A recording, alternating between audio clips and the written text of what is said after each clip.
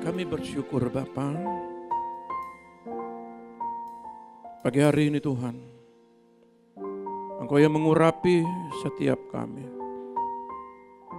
Kami mau tetap belajar setia. Kami mau belajar tetap taat kepadamu. Apapun yang terjadi di tahun ini, kami tidak perlu takut. Kami tidak perlu khawatir ya Bapa. Karena satu hal yang kami yakini, Yesus bersama kami. Urapi setiap jemaat-Mu. Urapi hamba-Mu yang menyampaikan kebenaran firman. Dan sebentar kami sehidangan dengan Engkau. Ampuni setiap apa yang kami perbuat, yang kami perkatakan, dan apa yang ada di pikiran hati kami. Berkati kami semua Tuhan. Dan kami siap mendengarkan isi hati-Mu. Di dalam nama Tuhan Yesus yang siap katakan haleluya. Amin. Puji Tuhan. Shalom, selamat pagi. Puji nama Tuhan. Ya, selamat datang yang pertama kali datang. Dan saudara yang terkasih, pagi hari ini adalah suatu anugerah. Terima kasih buat pujian penyembahan. Bapak Ibu, saya rindu kita harus bisa memahami. Ini tanggal 2, lagi 10 hari. Tanggal 11 kita selesaikan puasa ini. Ya. Banyak hal dalam puasa 40 hari ini yang kita lewati karena banyak yang harus kita kerjakan. Ya. Banyak hal yang menjadi kami terbeban. Diperhadapkan kami beberapa jiwa-jiwa yang mengalami sakit. Saya katakan pelayanan 2024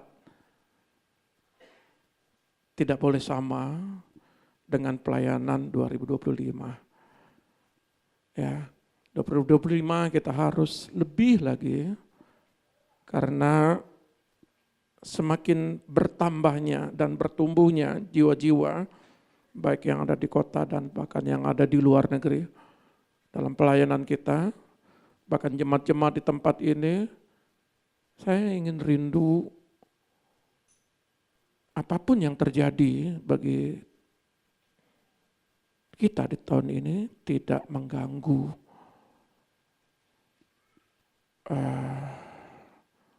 keadaan ekonomi, keadaan politik, keadaan apapun, penyakit. Saya percaya bahwa kita masuk dalam dimensi doa dan puasa, kita percaya Tuhan akan menyelesaikan setiap apa yang menjadi persoalan kita.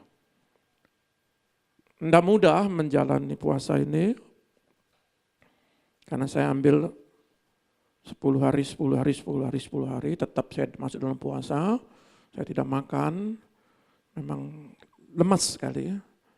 Bahkan beberapa kali asam lambung itu naik dan sampai ke jantung. Tapi saya jam pagi itu saya selesaikan khotbah dan doa kepada beberapa yang saya doakan di luar negeri dan di beberapa kota. Setelah selesai itu, saya langsung dapat telepon dari Jakarta, dari Papua selama 1 jam lebih. Bapak, makanlah Bapak. Tidak, saya bilang. Istri saya juga paksa. Saya bilang tidak. Karena di bayangan saya ini cukup mahal pengorbanan anak kami ini. Saya tadi itu masih saya ingat.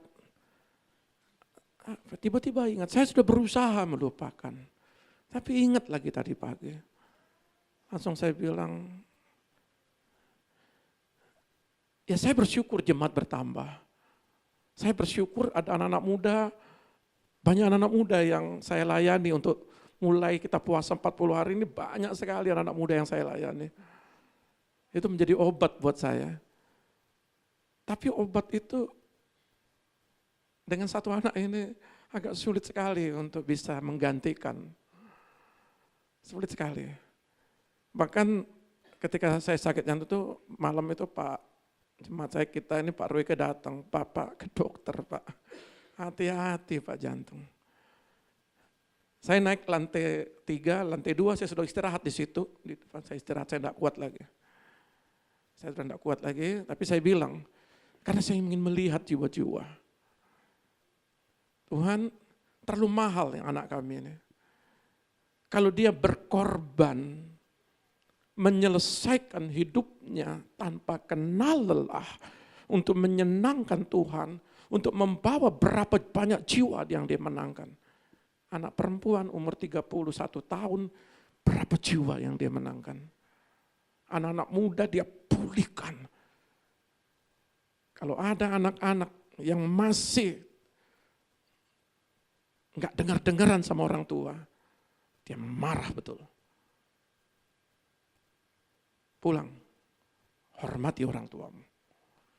Beberapa anak-anak muda ini yang dititip ke kami ini anak-anak dari SMP, SMA, sekolah, harus sekolah. Dia paksa sekolah. Terkadang dia jualan, hasil jualan itu dia bantu sekolah anak-anak ini. Untuk dirinya sendiri dia tidak perhatikan. Lalu saya melihat perjuangan ini anak, itu memotivasi kami. Untuk apalah hidup ini? Selain untuk menyenangkan dia.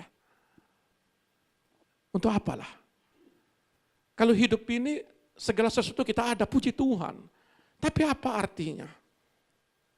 Beberapa kali kami datang ke sana, yang kami lihat, dia tidak bawa apa-apa. Tak ada dibawa. Rancangan-rancangan kami untuk dia memiliki ini dan itu, dia tidak bawa. Itulah yang memotivasi kami. Kami akan kerja keras. Selama kami bisa ada, kami ingin membawa sebuah pemulihan, penuaian yang dipercayakan Tuhan kepada kita. Dan tema ini harus terjadi. Pemulihan, penuaian. Dan mulai start Januari, saya bersyukur ada yang percaya kepada Yesus. Yang kemarin kita baptisan. Ya. Dan kita akan terus bergerak ke depan.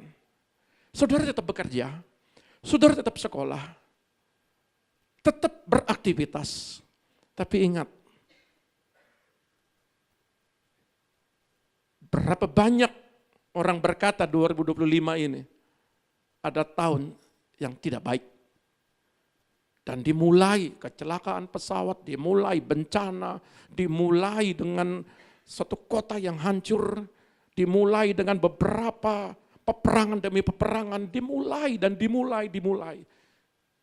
Dan ada yang berkata lagi, ini belum berkesudahan, mulai start Januari ke atas akan lebih dahsyat lagi. Tapi saya mau katakan, jemaat Tuhan, apa yang kita lakukan sudah benar. Minta kemurahan Tuhan dalam doa dan puasa. Niniwe ditunggang balikan, dia minta kemurahan Tuhan hanya 3 hari. Dan itu pun Yunus bilang, aku sudah tahu pasti engkau akan mengampuni bangsa yang jahat ini.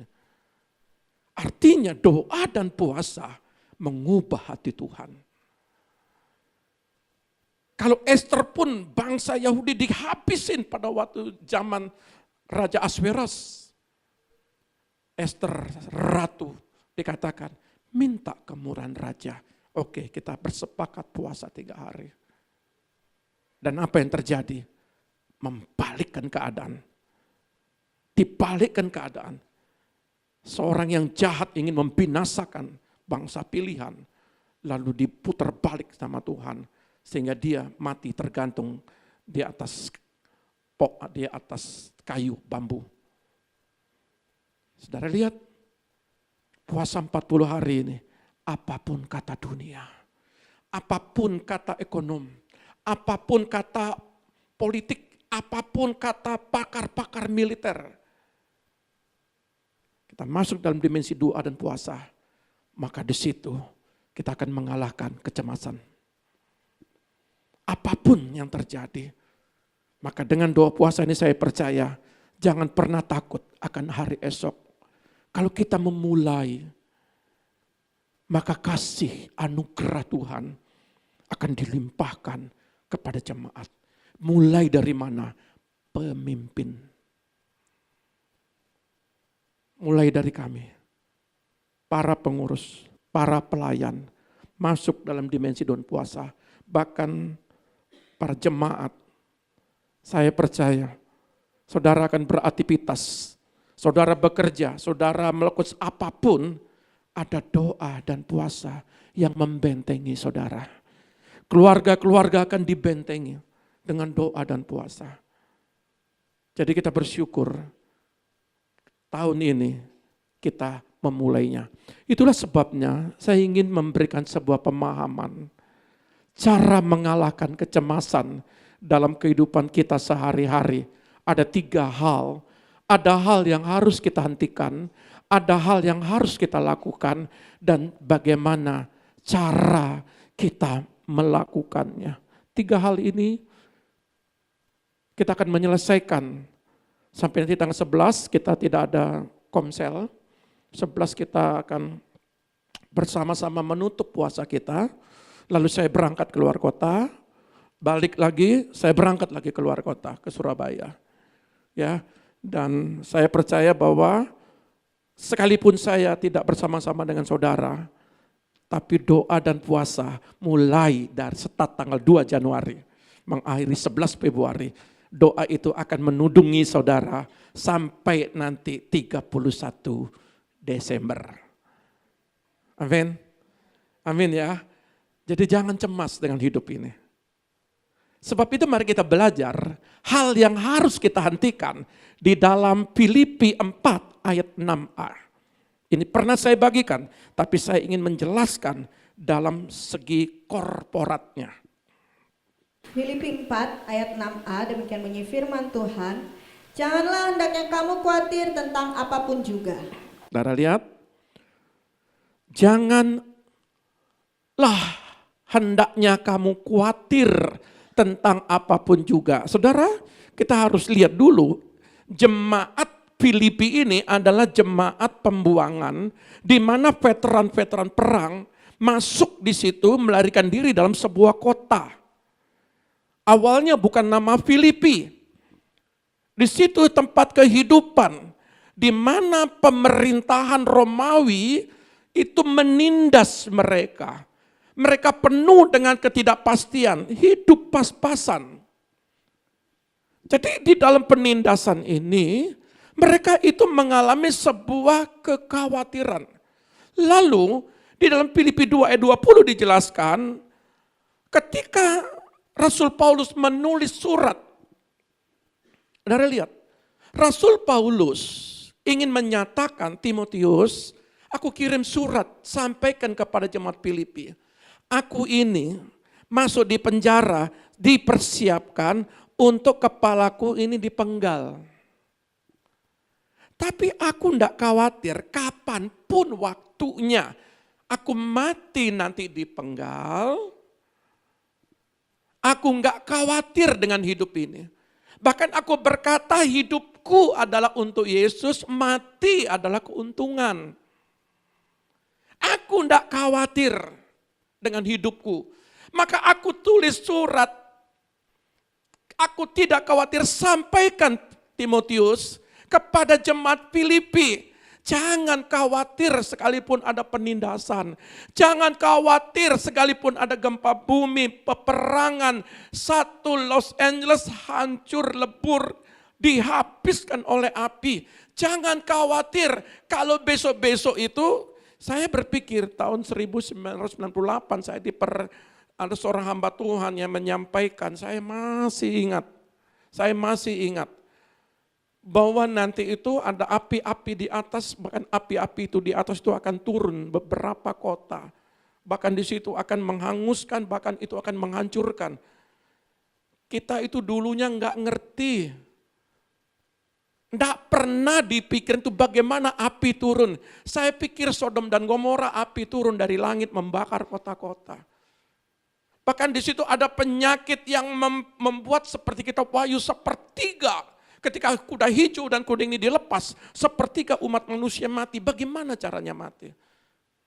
Lalu saya dipertontonkan sebuah cerita bagaimana COVID-19 itu menjadi pemahaman, oh seperti gini. Tetapi ketika di lockdown, sebuah kota itu aman. Bagaimana pesan Tuhan ini bisa terjadi? Lalu saya teringat, sekarang orang berlomba-lomba, setiap negara berlomba-lomba nuklir. Memang api, sekali cegat api, rudal di atas, kita kenop di situ ya, dengan kecepatan tinggi, lalu ada yang mencegat di udara. Tapi saudara tahu, ketika antara rudal satu dari benua yang satu dicegat untuk sebelum masuk dalam kota, dia punya radiasi nuklirnya itu yang menjadi masalah. Itu bisa membuat mati. Kejadian Hiroshima itu membuat sebuah gambaran bagi kita. Dan hari-hari ini orang gak peduli dengan nyawa orang. Kasih sudah memudar. Bagaimana menguasai negara, bagaimana menguasai ekonomi, bagaimana menguasai. Mereka sudah gak peduli dengan nyawa. Berapa puluh ribu jiwa mati sia-sia. Lalu, kalaupun itu terjadi, tidak ada kepastian keadaan dunia, maka dikatakan Rasul Paulus kepada jemaat Filipi, kepada hari ini juga, lewat Filipi 4 ayat 6a kepada kita semua di tempat ini, jangan kamu khawatir tentang apapun juga. Apapun, jangan khawatir. Maka saya ketika Paulus menuliskan dalam bentuk tata bahasa yang menunjukkan bahwa kekhawatiran adalah kebiasaan yang biasa dilakukan mereka saat itu. Sudah biasa, 70 tahun pembuangan, itu sudah biasa.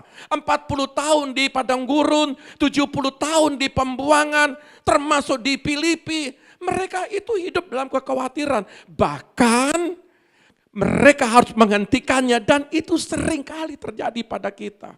Omset turun khawatir.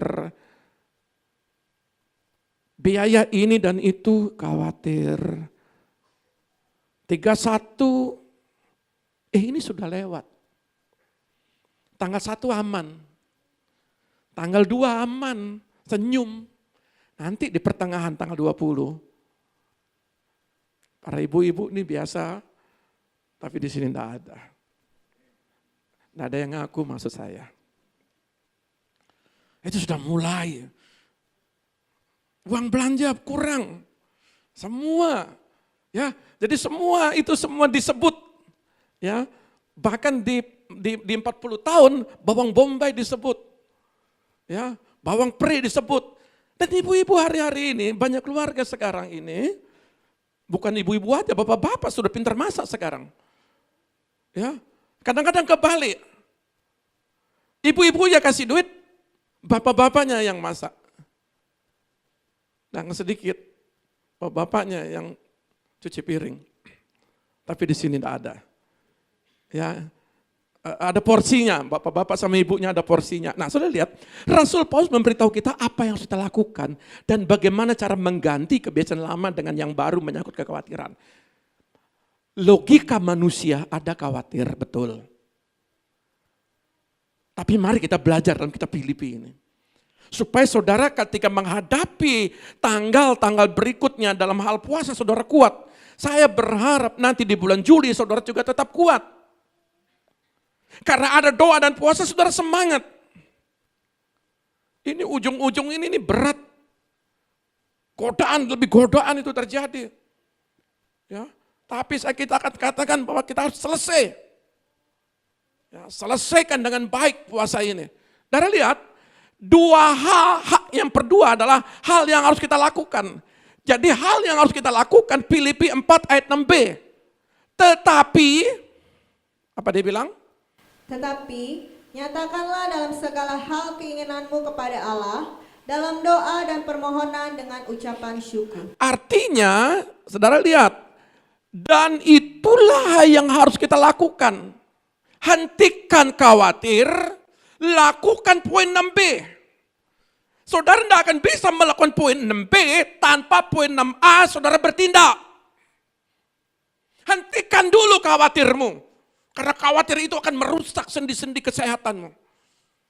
Merusak sendi-sendi pola pikirmu, cara pandangmu. Akan menutup melihat janji-janji Tuhan. Hari ini khawatir, besok khawatir, ngomong kepada tetangga khawatir, ngomong kepada pendeta khawatir, ngomong kepada saudara khawatir. Cari orang, ini loh khawatirku. Tapi Rasul Paulus bilang, berhenti dulu khawatir. Poin 6a ini. Baru poin 6b, bukan Tuhan tidak tahu, bukan Rasul Paulus tidak tahu. Tetapi, ingat ya, tanda petik itu tetapi, nyatakanlah kekhawatiranmu dalam segala hal, keinginanmu kepada Allah dalam doa, permohonan, dengan ucapan syukur. Saya jelaskan dalam bahasa aslinya. Saudara, saya rindu supaya saudara memahami satu ayat, 10 ayat, kalau tidak ngerti ngapain. Satu ayat saya jelaskan. Ya.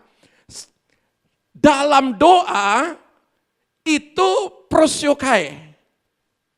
Kalau kemarin deisis, dalam kitab Ibrani 5 dan 7 doa dan permohonan berbeda dengan Lukas 8 yang kemarin. Sekarang di dalam Filipi saya jelaskan lagi, berbeda lagi. Nah, kalau kemarin doa pribadi antara seorang imam di sinagog, Yairus, doa untuk minta kesembuhan anaknya. Seorang bapak yang peduli untuk melihat anaknya itu sembuh. Bagaimana Yesus juga berdoa dan memohon dalam Ibrani 5, berkomunikasi dengan bapaknya di sorga. Sekarang bagaimana masalah korporat jemaat Filipi dan jemaat Tuhan hari ini? Bagaimana cara engkau berdoa? Bagaimana cara kau menghentikan kecemasanmu? Ini kita belajar. Kita akan lengkap menjelaskan doa dan permohonan ini. Kata earnestly, itu artinya doa itu sungguh-sungguh. Beda lagi. Jadi doa itu ketika Yairus berdoa itu memohon, dia datang kepada Tuhan dengan hancur hati. Tetapi penting sekali, saudara dalam sebuah komunitas suami, istri, atau anak dan orang tua, ada buat kesepakatan untuk berdoa secara sungguh-sungguh. Rasul Paulus katakan, di tengah penindasanmu, memang betul kamu doa pribadi seperti Yairus betul. Tetapi ini konteks dalam global yang besar. Saudara harus bisa bedakan, Yesus mengajarkan doa Bapa kami, betul semua. Yesus naik ke Gunung Desmani berdoa sendiri, betul semua. Tapi Yesus juga berbicara lewat ilham, lewat hikmat kepada Rasul Paulus. Kalau kita menghadapi secara korporat, secara bersama-sama, kehancuran sebuah kota, kehancuran sebuah keluarga, kehancuran sebuah bisnis, apa yang harus kita lakukan? Masing-masing ini berbeda caranya. Maka saya mengatakan, bagaimana caranya? Ya. Lalu di dalam doa, permohonan, bahasa aslinya ini sama dengan Ibrani 5 ayat 7, deisis. Ya, saya lupa rubah prosiokai. Deisis, bahkan diomai, asal mulanya diomai. Lalu saya cari definisinya. Jadi kalau kita menjelaskan sebuah ayat, jangan copot ayat kita baca. Kita jelaskan apa makna Filipi 4 ini. Lalu saya coba dalam definisi nomor strongnya 1783 itu enjoksis. Dalam terjemahan baru ini minim sekali, bukan salah. Tapi pengertian terjemahan baru minim. Kita harus kembali ke dalam bahasa aslinya. Baru kita bisa memahami apa maksud Rasul Paulus. Jangan engkau khawatir apapun yang terjadi. Nyatakanlah kekhawatiranmu dalam doa dan permohonan. Maksudnya apa? Lalu penjelasan dalam definisi Nom Strong 1783, kata enjoksis ini saya dapat dalam terjemahan bahasa Inggrisnya. Saya nggak pakai terjemahan bahasa Indonesia. Bahasa Inggrisnya bilang a coming together. Ayo sama-sama. Nggak bisa sendiri. Ini beda kasusnya. Karena ada penindasan secara global. Ekonomi global. Los Angeles itu global. Saudara saya dikasih lihat. Itu orang beli pakaian dengan berapa ribu dolar. Yang saya tahu, saya pernah ketemu sama seorang pengacara itu di BW. Dia pakai sepatu, terus saya coba lihat sepatunya itu, saya cek di internet. Saya cek sepatunya. Sepatunya itu harganya 48 juta. Saya cek model gambarnya, itu hanya ada di Paris. Dia beli di Paris. Karena lihat, sedangkan di Los Angeles itu bisa beli dengan harga mahal. Tapi begitu Los Angeles, mereka baju bekas rebutan. Rumah ada yang miliaran, bahkan ada yang 1 T. Tidur kayak pindang. Di sebuah lapangan hanya beralaskan, kalau biasa orang di tempat dingin itu langsung bungkus sampai tidur masuk di dalamnya. Beralaskan gitu. Jadi saudara lihat, kalau global 2025, kalaupun itu katanya pesan-pesan Tuhan, bukan katanya, saya percaya apa yang dipesankan itu adalah dari Tuhan. Kalaupun itu terjadi, maka secara global kita penting bersepakat. Berdoa sama-sama. Saudara mengalami kelemahan, saudara mengalami kecemasan, ketakutan, kita yang kuat menopang yang lemah. Jadi penting, makanya kata enjoksis ini a coming together, a petition, supplication. Jadi bersama-sama memohon, akukan petisi. Tuhan berikan kemurahan-Mu. Tuhan sembuhkan anak ini. Kita sama-sama berdoa. Beda konteksnya dengan doa sendiri. Bukan tidak boleh saudara doa di rumah. Benar itu semua. Tetapi dalam konteks penderitaan yang kita tidak tahu nanti, perang dunia ketiga atau itu benar-benar terjadi.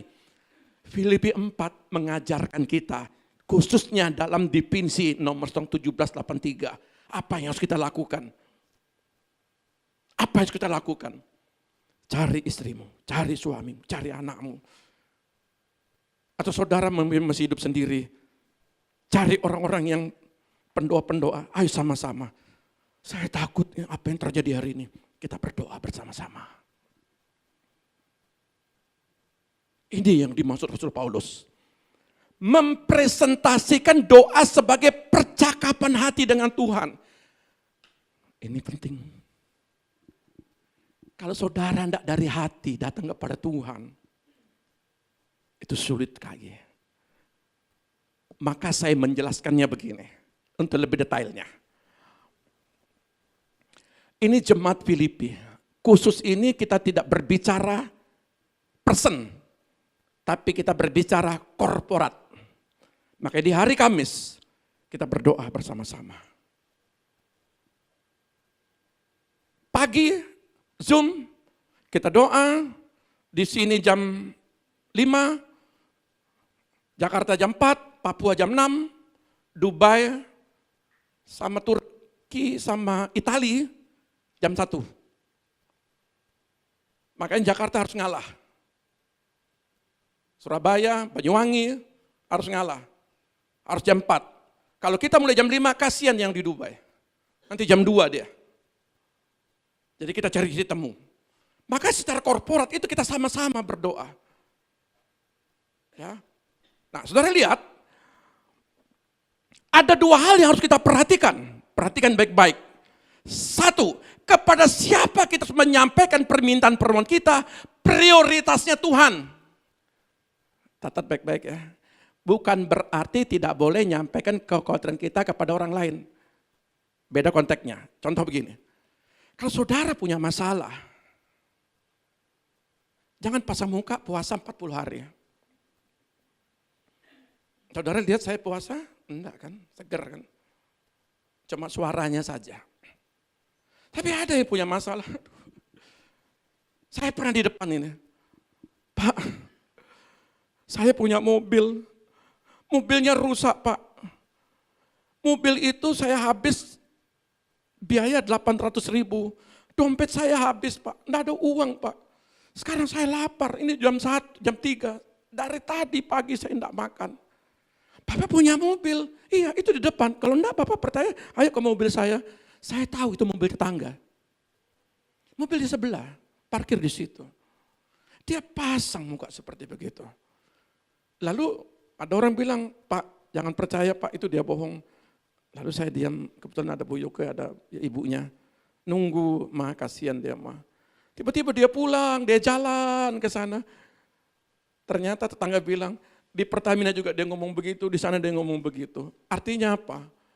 Untuk meminta suatu belas kasihan kepada manusia, jangan engkau memperkatakan dirimu. Engkau tidak bisa. Engkau tidak mampu. Dan ini mesti dihindari. Minta kepada Tuhan, biar Tuhan yang gerakkan. Supaya terjadi belas kasihan kepada siapapun. Ingat jemaat Tuhan di tempat ini. Saya anjurkan, kalau engkau dalam masalah, jangan cari orang. Untuk menyelesaikan biaya ini, itu. Halo? Setuju? Kau minta kepada Tuhan. Dan sampai hari ini, saya tidak pernah mengeluarkan list untuk operasional gereja. Tapi saya percaya, jangan kamu khawatir dengan operasional ini. 2017 kalau tidak salah. Itu pesan Tuhannya. Dan sampai hari ini, semua operasional Tuhan selesaikan. Kemarin yang di bawah kita sudah bayar. Ini besok, bulan Maret. Ada? Enggak ada. Di mana? Di sana. Masuk dalam dimensi doan puasa, klik. Dan Tuhan Yesus adalah Tuhan kita yang memberi makan 5.000 orang. Dengan 2 ekor ikan, 5 ketul roti, adalah Tuhan yang sama.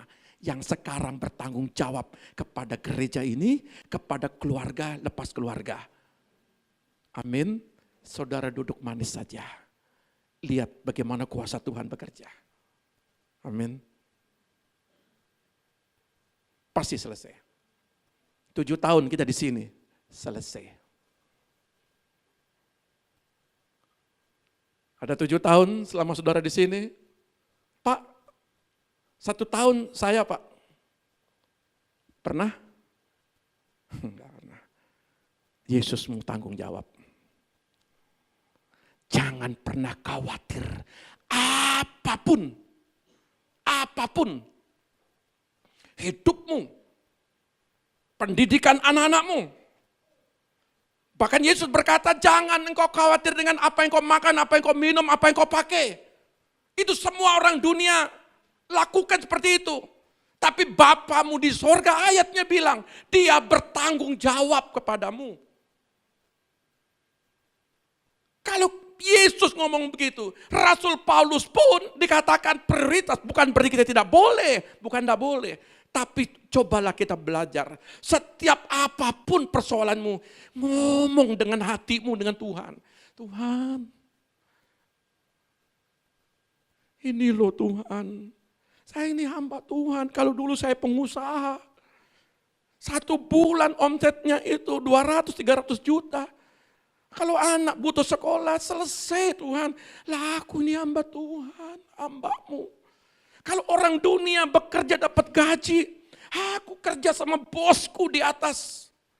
Masa bosku enggak akan tanggung jawab? Sekarang anak kami Yosua, 1.000 rupiah kami enggak kirim. Enggak pernah minta. Pemerintahnya yang bertanggung jawab. Artinya apa? Orang yang bergantung kepada Tuhan, anakmu sendiri, dia Bapak yang bertanggung jawab. Amin. Dia tanggung jawab penuh.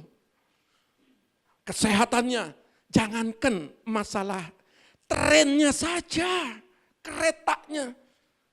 Sak kota itu gratis. Mau kemana? Kenapa? Karena kita nggak pernah khawatir. Bagi kita telah melayani Bapa kita. Bagian dia yang tidak bisa kita kerjakan, itu bagian dia yang mengerjakan. Betul? Bagianmu berdoa, bekerja, yang sulit-sulit itu bagiannya dia. Jangan khawatir. Makanya di dalam poin kedua, belajar konsisten. Dalam doa dan permohonan, Rasul Paulus mau supaya mereka ada hubungan ketergantungan. Makanya dikasih masalah. Kecil besar, kamu belajar dari masalah itu. Saudara lihat, ada orang yang kecil masalahnya kayak nggak sanggup menyelesaikannya. Apalagi masalah besar, yang kecil aja nggak sanggup.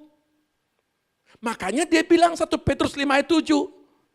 Saya koneksikan, tolong 1 Petrus 5 ayat 7. 1 Petrus 5 ayat 7. Serahkanlah segala kekhawatiranmu kepadanya. Ayo, serahkan apa masalahmu? Sebab ia yang memelihara kamu. Sehatanmu kah? Penyakit anakmu kah? Penyakit apapun, ayo serahkan. Dia akan pelihara. Dia tanggung jawab. Yang ketiga, bagaimana cara melakukannya ini penting. Saudara lihat, poin ketiga cara melakukannya. Paulus maksudkan di sini bukanlah tindakan berdoa. Yang penting saya sudah berdoa. Ini konteks Filipi ini bukan masalah tindakannya. Bukan masalah saya sudah berdoanya. Tapi caranya. Di tengah penindasan itu bagaimana cara kita berdoa? Saya sudah berdoa. Iya. Bapak Ibu berdoa, saya juga berdoa. Tapi caranya yang bagaimana? Penjelasan dalam bahasa aslinya bagus sekali. Dalam literaturnya juga bagus.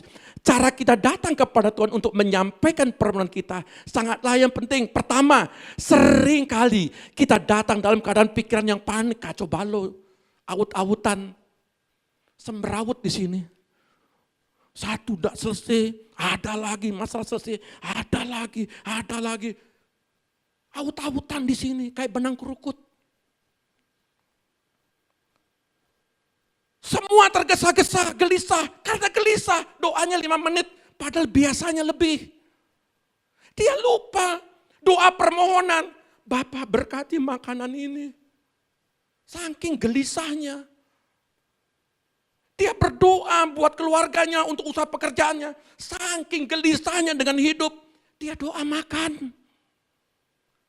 Dalam doa syafaatnya, itu orang bingung. Ada yang bingung di sini? Kalau orang bingung itu gelisah. Kalau duduk itu sebentar kiri, sebentar kanan, sebentar begini, sebentar begini, sebentar. Itu orang gelisah. Ada yang begitu? Yang tertawa, kelakuan. Itu biasa terjadi begitu. Ya, tapi di sini semua tersenyum berartinya pengakuan. Dan tidak meluangkan waktu untuk datang dengan hati yang penuh sukacita dan sejahtera. Saudara lihat. Makanya Amsal 4 itu bilang, jaga hatimu, selalu berkali-kali saya ngomong. Karena di situ terpancar kehidupan. Jadi kalau saudara berdoa hati panas, baru berantem. Kalau gitu saya berdoa, aduh lebih baik tidur. Obati dulu hatimu. Makanya belajar untuk berdamai. Kemarin pelajaran kita, berdamailah dengan lidah. Jadi kalau lidah kita, ada kata-kata yang kita lepaskan berkat, atau kata-kata caci makian, atau kata-kata menghujat, menghakimi, itu doanya tidak manjur. Makanya saya bilang, belajar untuk menguasai sampai sejahtera, sukacita. Arti dari pengertian ini, seringkali mereka ketika mengalami hidup pas-pasan, ketika mereka mengalami intimidasi dari Romawi, itu doanya itu seperti tergesa-gesa. Lihat sana, ada nanti Romawi takut. Ini takut, doa di sini takut. Ketakutanmu dengan hari esok itu membawa dampak yang buruk di dalam doa. Maka itu poin kedua, salah satu hal yang paling sering gagal kita lakukan dalam doa-doa kita adalah cenderung datang kepada Tuhan dengan hal-hal umum yang samar-samar. Kenapa? Karena di sini tuh berputar. Bagaimana caranya? Besok jatuh tempo, bagaimana caranya? Besok makanku bagaimana? Jadi doanya enggak fokus. Makanya Yesus ngajar. Dalam kitab Matius, kalau burung di udara saja, yang tidak menenun, tidak memintal, aku pelihara. Rumput aja aku dandanin. Bunga bakung itu lebih indah dari pakaian Salomo. Kalau burung aja aku pelihara, lah kalian menyembah aku. Masa aku tidak pelihara? Hah? Saudara memuji tadi itu. Elohim, Rapa, Adonai. Oh, lagu tadi itu. Saudara nyanyi pujian itu. Tapi saudara tidak meyakini makna-maknanya. Dia penyedia, dia penyembuh, dia maha ada. Jadi kalau hari ini saya mau katakan. Sering kali doa kita itu umum. Tuhan berkati saya. Kamu berkat entah apa. Yang jelas kalau ngomong. Kalau saudara ke dokter, Pak dokter saya sakit. Dokter bingung kasih obat. Kamu sakit apa? Asam lambung, nih obatnya. Pusing, nih obatnya. Tidak boleh sebut. Karena dikomplain, Pak tidak boleh sebut merek. Ya. Ini obatnya. Sakit jantung ini obatnya. Sakit kasmaran.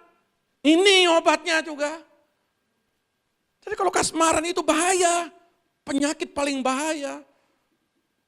Jam 1 malam karena kasmaran. Hujan badai tetap dia jemput. Dia ketahuan. Orang kasmaran itu penyakit itu. Tapi kalau kasmaran sama Tuhan, jam 1 malam dia duduk dengan tenang di hadirat. Itu kasmaran sama Tuhan. Balik. Cintai kekasihmu. Siapa? Yesus, bukan dia. Ya, cintai. Padahal apa yang dia inginkan dari kita adalah hal-hal yang spesifik, yang jelas. Tuhan, tahun ini Tuhan, anakku akan selesai dalam S1-nya. Segala biaya-biayanya Tuhan, biaya proposal, biaya kelayakan, ujian kelayakan, biaya ujian sidang meja hijau. Tuhan, kami mohon sekian Tuhan. Ada yang doa begini, Tuhan tahun ini saya mau wisuda. Tuhan yang tahu, Tuhan yang selesaikan. Tuhan kan maha ngerti, Tuhan kan maha tahu. Enggak perlu saya berdoa, cukup saya doa pagi, datang 5 menit. Tuhan, saya mau makan hari ini. Tuhan tahu. 2 ekor ikan itu ngomong loh, apa yang ada pada kamu? Berapa banyaknya? Saya punya 2 ekor ikan, itu jelas loh. 2 ekor ikan, 5 ketul roti. Bukan masalah banyaknya, Tuhan butuh kejelasan. 2 ekor ikan, 5 ketul roti. Murid-murid bilang begini, mana sanggup? Itu pikiranmu. Kamu khawatir murid-muridku. Aku enggak. Sini bawa. 2 ekor ikan, 5 ketul roti. Langsung tangan Yesus. Sisa. Jangan sampai enggak baca Alkitab. Jangan sampai bilang 3 bakul. Berapa? 12. Jadi kalau saudara datang, bukan masalah ada dan tidaknya. Tapi harus jelas ngomong sama Tuhan. Amin. Haleluya. Nah, dari lihat, 6b, ia berkata bahwa kita harus dalam segala hal. Melalui doa dan permohonan dengan ucapan syukur. Saya jelaskan begini.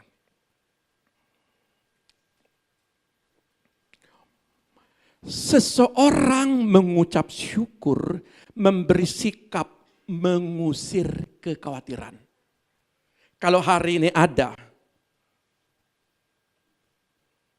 kemarin ibunya bilang, ada apa hari ini? Ada tempe dan tahu. Puji Tuhan. Masak. Udah makan. Karena saya perlu protein. Enggak apa-apa sudah. Nikmati ucapan syukur. Saudara, jangan karena tempe dan tahu hatimu rusak. Orang yang mengucap, ini anak-anak muda langsung bengong lihat begini. Langsung orang tua bilang ini, lihat ini anak-anak ini. Maksud saya begini, apapun hari ini yang ada padamu di meja mamamu, papamu, atau saudaramu masak, nikmati. Saya pernah alami. Kuah masak ayam, itu rasa ayam. Iya kan? Waktu zaman masih susah-susahnya, tinggal di 3x4, tidur berempat, lalu makanan seadanya. Anak saya udah anak masakan aja ayamnya. Ini kuahnya untuk kita. Bagaimana cara ibunya? Dibuatin sop. Itu kan ayam juga kan? Ayam juga kan? Jadi semua itu ucapan syukur akan dinikmati kalau kita bersama-sama. Kalau gegeran, capcay juga nggak enak. Tahu gegeran? Bertengkar. Mau capcay juga nggak enak. Makanya dikatakan di sini, ketika kita berdoa dan memohon kepada Tuhan, jangan lupa ucapan syukur. Saudara diberkati sedikit, ucapan. Diberkati banyak, ucapan. Tidak diberkati, ucapan. Malaikat catat. Catat. Supaya kalau terjadi belum terjawaban, ada rasa ucapan syukur. Makanya tadi bagus ibunya pujian. Tuhan Yesus baik. Sebenarnya itu tidak ada Yesus baik. Tapi dia buat Tuhan Yesus baik. Benar. Tidak ada makanan hari ini. Tuhan Yesus. Diberkati, tidak diberkati hari ini Tuhan Yesus. Nah, ingat. Jangan ngomel. Jangan menggerutu. Pelajaran kemarin maksudnya. Saya tidak bilang sekarang. Nah, Filipi 4 ayat 7 dan 9. Nah, saya jelaskan dalam terjemahannya. Begini. Bila saudara melakukan hal-hal 6a, 6b, ya. Bila saudara melakukan 6a, 6b dalam firman Allah yang hidup, saudara terjemahan baru. Saudara akan mengalami damai Allah yang jauh melebihi pengertian akal manusia. Damainya akan menjadikan pikiran, hati saudara tenang, tentram. Jadi kalau apapun terjadi 2024, kalau saudara melakukan di dalam melepaskan kekhawatiran, masuk dalam doa dan puasa dan masuk dalam doa dan permohonan dan ucapan syukur, mau dunia ini kaki jadi kepala, kepala jadi kaki, hatimu tentram bersama Yesus. Betul? Jadi melampaui akal manusia, tenang dan tentram sementara saudara mempercayakan diri kepada Yesus Kristus. Saudara lihat, kalau dalam terjemahan lain dikatakan, kalau saudara melakukan, saudara aplikasikan apa yang terjadi lewat pengertian manusia, itu tidak bisa ditangkap oleh nalar manusia, damai sejahtera itu. Jadi usahakan. Di dalam pasal ayat 7 ini, Yesus tidak menjanjikan, Rasul Paulus berkata, bahwa dia tidak menjanjikan ketika saudara minta mobil, langsung dapat mobil. Tidak, ayat ini tidak berkata demikian. Apa yang engkau minta belum tentu terjawab, tapi minimal engkau damai sejahtera. Supaya apa? Kalau nggak dijawab, ada sukacita. Jadi penghiburan buat saudara, jangan marah kalau tidak dijawab doamu. Termasuk dalam doa dan puasa. Kalau tidak dijawab, yang penting kita sukacita, damai sejahtera. Ayat 8 bilang begini, saudara sekalian yang saya kasihi, pada akhir surat ini yang dititip kepada Timotius, saya ingin mengatakan satu hal lagi. Arahkanlah pikiran saudara kepada hal-hal yang benar, yang baik, dan yang adil. Kalau dalam terjemahan baru, dia bilang, pikirkan hal-hal yang berguna. Yang tidak berguna itu buang. Renungkanlah hal-hal yang murni, yang indah, serta kebaikan dan keindahan di dalam diri. Halo? Di dalam diri. Kok sulit sekalinya menyebutkannya. Coba renungkan kebaikan orang lain. Amin. Ini sulit memang. Kalau Rasul Paulus, salah satu membuang kekhawatiran adalah lihatlah kebaikan orang. Ingatlah akan hal-hal yang menyebabkan saudara memuji Allah dan bersukacita. Sampai tadi saya masih, Tuhan, nanti sebentar kita pulang, kita ke sana. Saya bilang, saya bukan orang tidak percaya, tapi mengobati hati ini. Cobalah renungkan, di tengah badai persoalan tetap puji Tuhan. Puji Dia. Tuhan Yesus Engkau baik. Ya. Ayat 9 bilang begini, firman Allah yang hidup.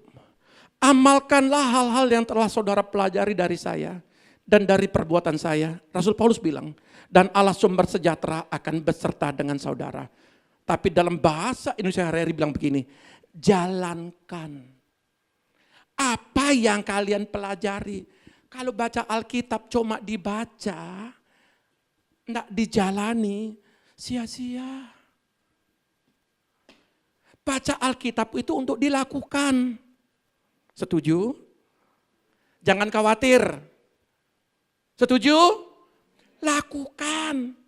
Mulai hari ini besok enggak ada lagi jemaat yang khawatir. Pak, besok gimana? Baca Filipi 4 ayat 9. Bilang ya, kalau nanti ada yang ngeluh, kalau ada jemaat yang masih gorok-gorok kepala, suruh baca ayat. Bu, baca Filipi 4 ayat 9. Lalu pengurus, sampaikan itu kepada jemaat-jemaat yang masih mengeluh. Apa artinya? Jalankan apa yang kalian pelajari. Saya tidak khawatir, saya akan berdoa, saya akan bermohon dengan ucapan syukur. Saya terima, ya, petition dalam bahasa Inggrisnya tadi. Ya. Baik dari kata-kata maupun perbuatan saya, Allah sumber sejahtera Dia menyertai saya, walaupun hari ini belum ada. Betul? Maka kalau saudara lakukan itu, saudara sedang melakukan sebuah iman. Saya akan meneliti Ibrani 11 ayat 1. Bagaimana versi kami pribadi, bukan versi orang lain. Saya disuruh untuk meneliti, ya, untuk persyaratan.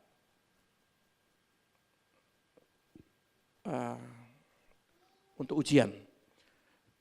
Dan jemaat-jemaat saya mau katakan begini, mulai saat ini, jangan pernah goyah imanmu. Apapun yang terjadi, Yesus, saya tidak akan pernah khawatir dengan hidup ini. Segala apa yang hidupku ini terjadi Tuhan, saya akan sampaikan kepada Tuhan. Karena saya percaya kekuatan ucapan syukur melampaui segala akal. Tidak bisa dimengerti oleh manusia. Hanya orang anak-anak Tuhan yang bisa mengerti. Dia belum mendapatkan jawaban. Dia tetap tersenyum. Masih tersenyum? Puji Tuhan. Tuhan Yesus memberkati kita.